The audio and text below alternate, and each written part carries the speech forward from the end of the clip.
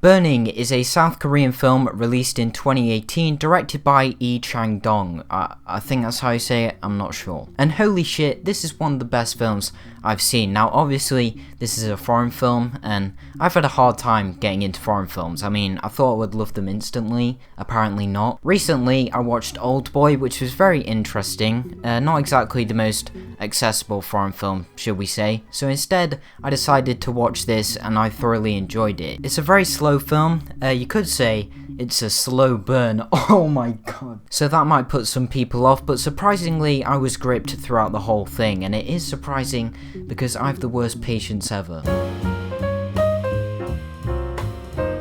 This film is a drama, romance, thriller type thing that follows Jong-soo, a guy who comes across a girl named Haimi, who asks him to look after a cat while she goes away to Africa.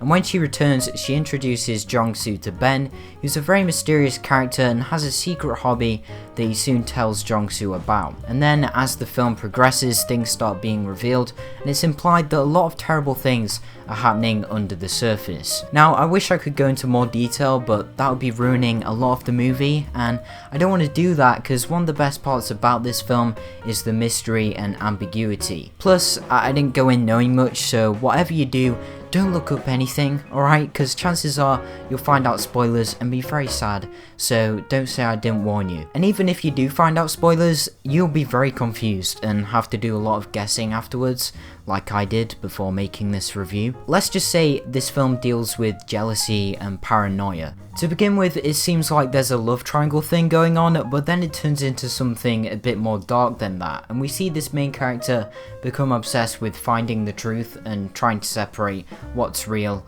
and what's in his head. There are a lot of questions that are being asked during this thing, and as much as I wanted them to tell me what the hell is going on, I really liked how not everything is revealed and it's left up for the audience to join up the dots. In fact, what this film does really well is subtly hint at things. There are things that are brought up towards the beginning of the movie that don't seem that important, but later on they come into play and have a deeper meaning, which was really cool and clever.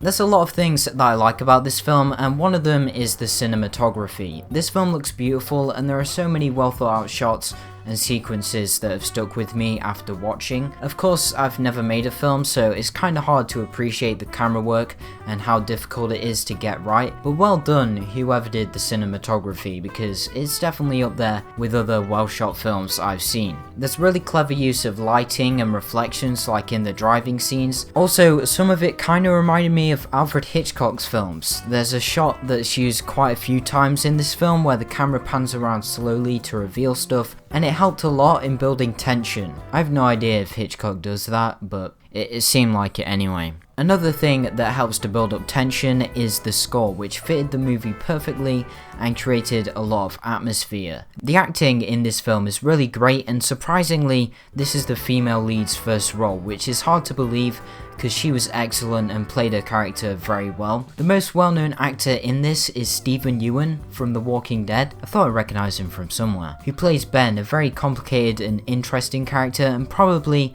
has my favourite performance in this. He plays him very well and manages to be realistic, even though if you've seen the film, you know he's quite messed up. And finally, there's Jong-soo, who's played by this guy, again, I'm not going to try and pronounce your name, who also did a really good job, and it's kind of funny, really, because at first you root for him and want him to succeed, but as the film goes on, I began to dislike him, which was weird.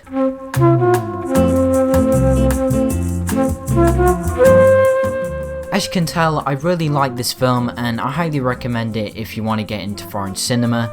Again, it's not the most fast-paced thriller, but I really like how it builds up and slowly starts to reveal things. As for shit I didn't like, there are a few things that were brought up that seemed a bit unrelated to the main storyline, but I'm sure whatever I'm guessing about will become clear after I watch it again. Definitely check this one out if you get the chance. Most likely I'll be watching this again very soon. Anyway, hope you enjoyed. More reviews coming soon, and as always, I will see you in the next one.